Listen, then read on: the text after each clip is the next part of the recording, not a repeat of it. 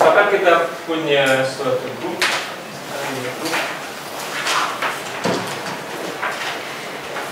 kemudian kita kumpulkan semua subhimpunan dari G yang S-nya tidak 4. Nah, kalau kita ambil dua unsur di A bagus ini, kita bisa mendefinisikan operasi pada A. Definisikan operasi perkalian ST. Ini isinya perkalian ST dengan, tentunya ketika kita mengalihkan di sini, ini kita menggunakan operasi perkalian di si grup ini. Karena ST kan subhimpunan dari G, ya kita bisa melakukan operasi terhadap unsur S dan unsur T. Ini kedua-duanya bisa kita tunjuk sebagai unsur G. Jadi ini bisa kita hitung kalau G-nya. Jadi kita ini mendefinisikan operasi pada koleksi himpunan. Kita ambil dua buah himpunan, kita katakan bahwa S titik T itu adalah himpunan baru. Dan himpunan yang baru ini tentunya dia anggota juga kan. Nah, ini bisa diperiksa bahwa operasi ini bersifat asosiatif. Kira-kira kenapa asosiatif? Kalau kita punya misalkan S, T, U, yang ini isinya ST, S di S, T di T. Kemudian kita kalikan dengan U. Yang berarti isinya ST, U gitu. S di S, T di T, U nya di U. Tapi karena kita berada di grup, jadi perkalian ini bisa ditulis sebagai S S, T di T, dan U-nya di U. Ini bisa dituliskan sebagai perkalian dari himpunan S dan himpunan T. Jadi ini bersifat asosiatif, akibatnya koleksi A ini merupakan semigrup. Jadi A semigrup terhadap operasi ini. Karena dia merupakan operasi yang asosiatif.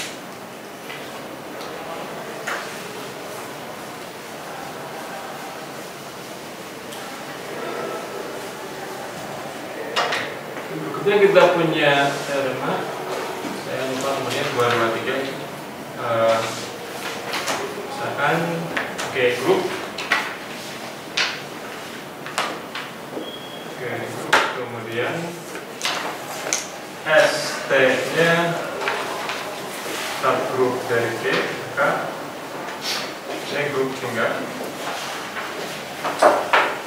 Maka kardinalitas dari ST dikali kardinalitas dari S dari T sama dengan kardinalitas dari S dikali kardinalitas dari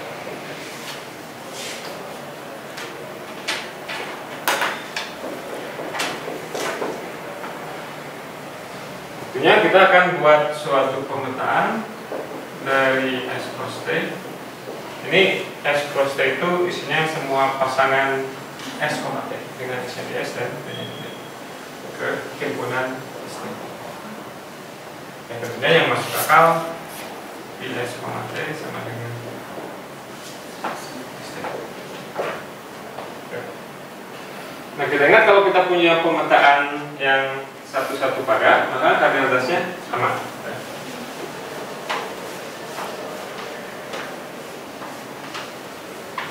Nah, sebenarnya kita juga bisa definisikan istilah pemetaan yang N ke 1. N ke 1 itu maksudnya, karena ini kita punya setiap tiga di sini, dikatakan di sini 1. Setiap tiga di sini, ini 1. Ini pemetaan 3 ke 1. 31. Kalau kita punya pemetaan yang semacam ini dan juga ini V-nya juga pada, ini apa pada? Kalau dia pada dan dia 3/1, setiap kita punya unsur di sini, dia punya 3 buah prapeta. Berarti kardinalitas ini dibanding kardinalitas ini hubungannya? Kardinalitas ini 3 kali. Juga kita akan buat seperti itu.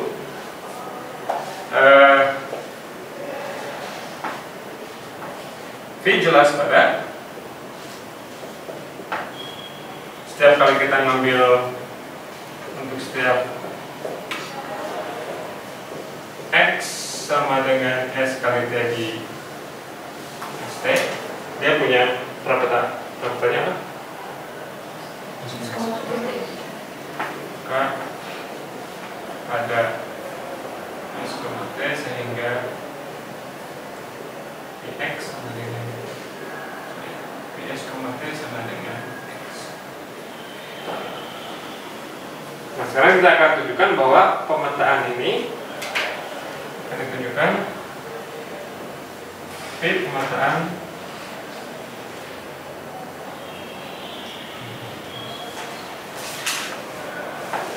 N-1. 1 ini N1 dengan N-nya adalah banyaknya unsur di S di sana.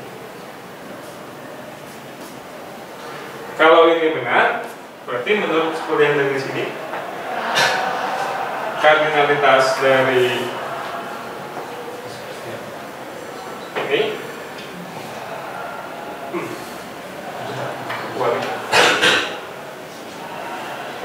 ST, oh ya benar. Jadi unsur di sini itu banyaknya unsur di sini, N kalinya banyak unsur di sini.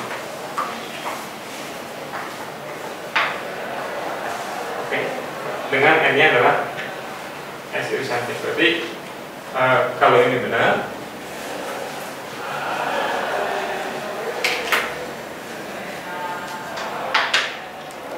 jika benar, berarti kardinalitas dari yang sebelah sini itu tadi ini itu 3 kalinya ini. Di sini S cross T itu N kalinya dari ST. Tapi kardinalitas dari S cross T itu ST.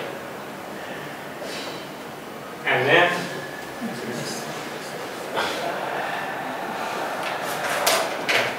jadi cukup kita tunjukkan bahwa V-nya merupakan pemetaan N/1.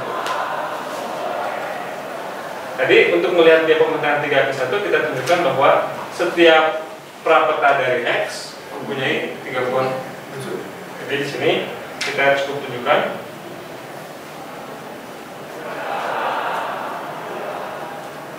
untuk setiap X di ST banyaknya prapeta dari X, banyaknya unsur di sini yang diletakkan ke X ada sebanyak 2 S.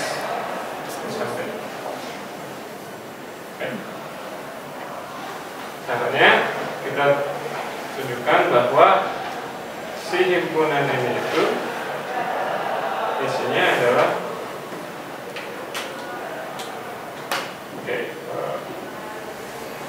ST D inverse T dengan T-nya anggota S irisan. Sini catatan ST-nya itu memenuhi. Jadi ST itu salah satu prapeta dari X. Prapeta yang lainnya kita klaim kita bisa menuliskan dengan cara seperti ini. Yang pertama, himpunan yang mana yang jelas terkandung di himpunan yang lain? Himpunan yang kiri terkandung di yang kanan atau yang kanan terkandung di yang kiri? Yang jelas.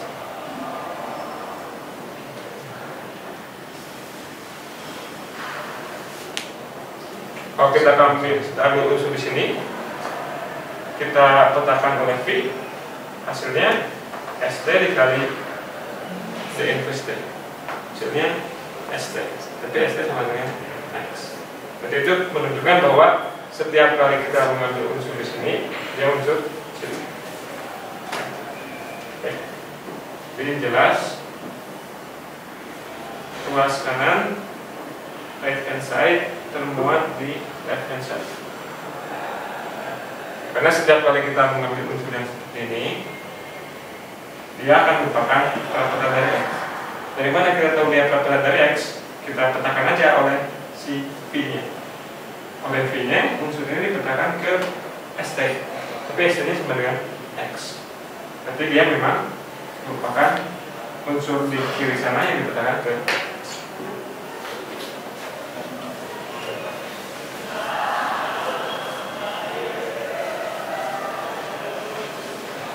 Sekarang sebaliknya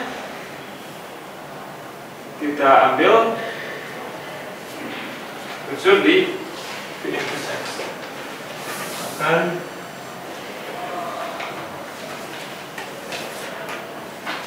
ambil unsur di V inverse X.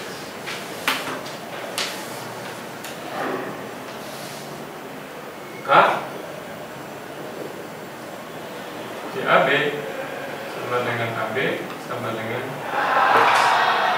Tapi tadi si X itu sama dengan ST. Sekarang dari AB sama dengan ST bisa kita tulis ulang sebagai S-1 S inverse A sama dengan AB inverse. Atau dengan yang inverse seperti ini. A inverse S sama dengan ini A inverse sama dengan beta inverse. Apa aja sih?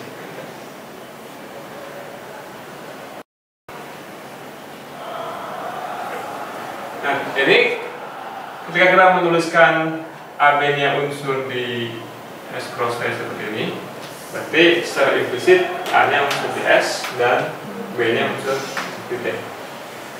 Karena S dan T-nya subgroup, berarti ini dikali S unsur di mana?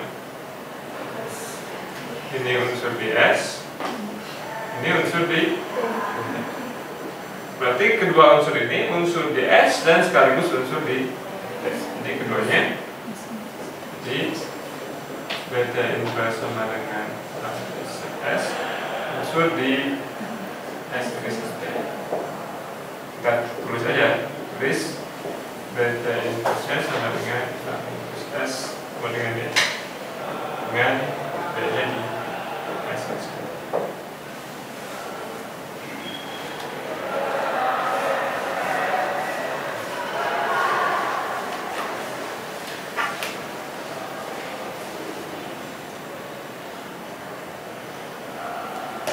Tujuan kita adalah untuk menunjukkan bahwa A, B itu bentuknya seperti ini. Sekarang dari A inverse S sama dengan B, kita peroleh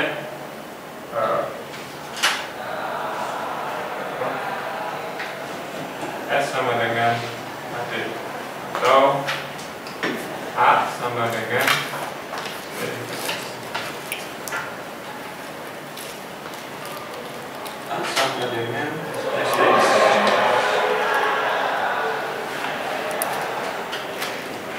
Kemudian beta inverse unsur sama dengan D. Berarti D-nya sama dengan jadi A, B. Ini sama dengan A-nya SD inverse, A-nya DT. Jadi kalau dilihat bentuknya kelihatannya agak berbeda, tapi kan kalau D-nya di S inverse dan T, D inverse-nya juga S inverse dan T. Jadi ini anggota ruas kanan. Jadi setiap unsur di ruas kiri merupakan unsur di ruas kanan. Tapi memang keduanya sama. Nah, tapi kan tadi yang ingin kita tunjukkan itu adalah ini. Kenapa kalau kita berhasil menunjukkan ini, kita tahu bahwa banyaknya unsur di sini itu persis sama dengan S saja. Ini di sini unsur yang bergeraknya D-nya ada di S saja. Berarti banyaknya unsur di sini sama dengan banyaknya unsur di S saja. Jadi kardinalitas dari luas sendiri sama dengan kardinalitas dari pasangan, dan banyaknya unsur di sini sama saja dengan banyaknya unsur D yang bisa kita pilih di S saja. Ada sebanyak.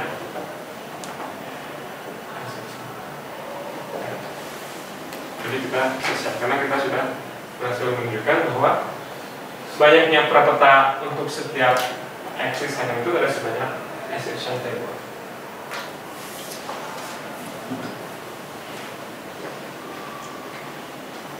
Ada pertanyaan?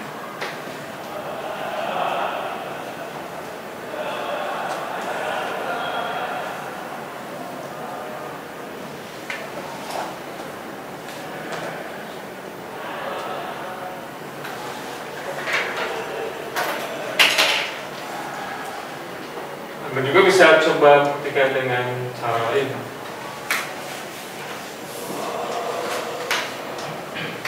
Seperti Anda membuktikan kalimat data.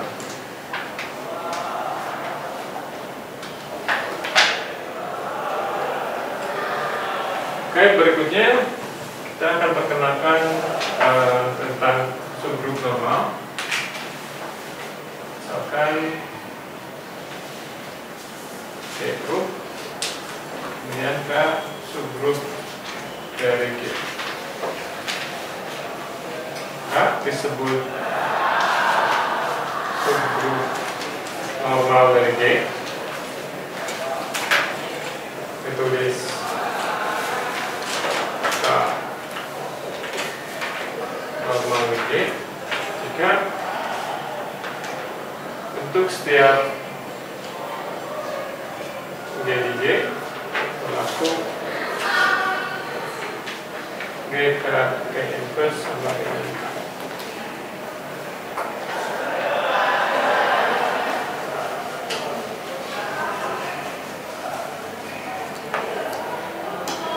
Oke, beberapa pengamatan.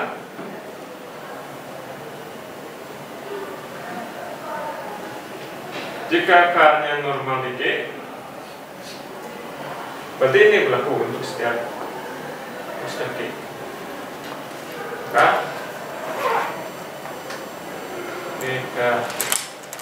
inverse sama dengan.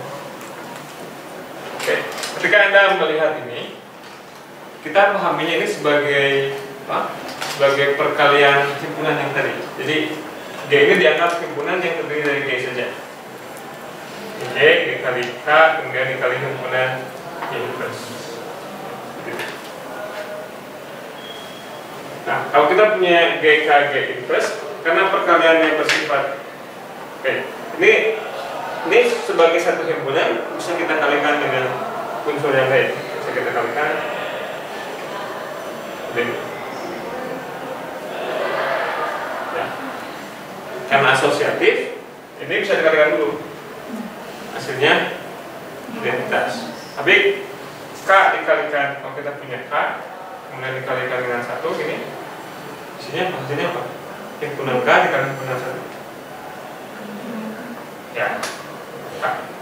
Jadi dari sini kita peroleh K sama dengan.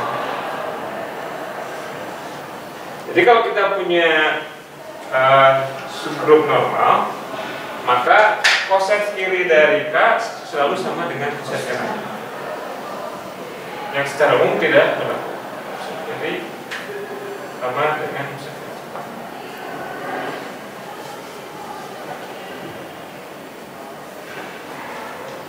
Untuk setiap edisi. Sebaliknya, kalau kita punya ini, ya kita juga kan punya ini. jika untuk setiap G berlaku jika sama dengan G, maka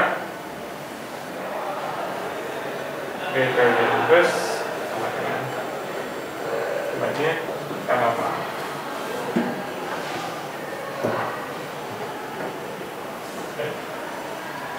Jadi kenormalan itu sama saja dengan mengatakan bahwa setiap pusat kirinya sama dengan pusat kiri.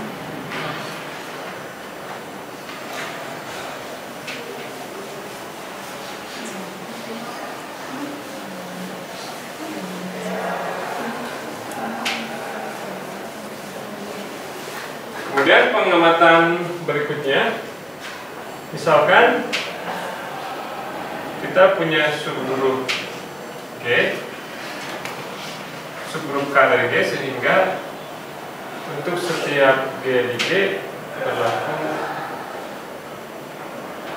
GK G inverse dimuat di K. Oke, ini kemudian kalau kita punya A termuat di B ini, kita kalikan ya mati. Kalau kita deskripsikan masing-masing himpunan ini, kan himpunan ini kan himpunan semua perkalian A dan C, tapi masing-masing unsur di A nya merupakan unsur di B, yang berarti himpunan ini termuat. Nah, karena ini berlaku, kalau kita kalikan dengan G inverse,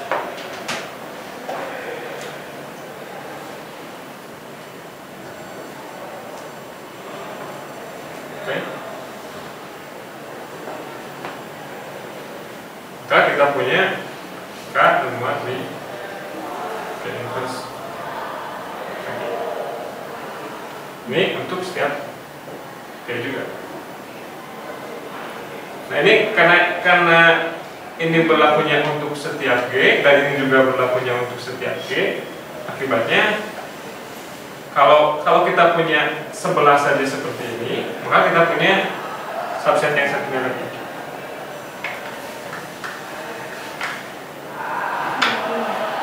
Berarti jadi ini untuk G yang manapun termuat di K. Kalau Anda ingin melihatnya seperti ini, persis seperti ini, khususnya untuk G inverse kita punya K termuat di G inverse K inverse sama dengan K. Ini kan berlaku untuk G yang manapun di G. Sedangkan ini adalah salah satu unsur di G besar ini. Berarti berlaku juga fungsi yang seperti ini untuk G-nya sama dengan G.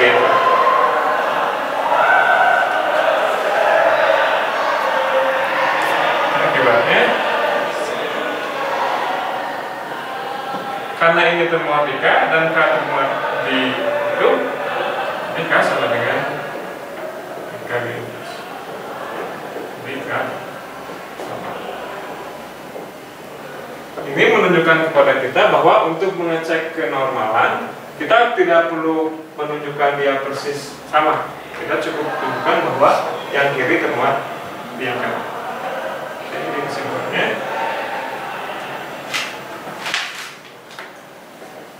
jika K subgrup dari G, untuk menunjukkan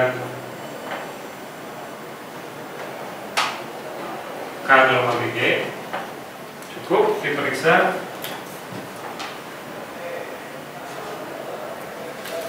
bahwa GK G inverse termuat di K. Tidak perlu persis sama, karena kalau termuat aja nanti akan mengimplikasikan dia harus sama. Termuat di K, tapi ini harus berlaku untuk setiap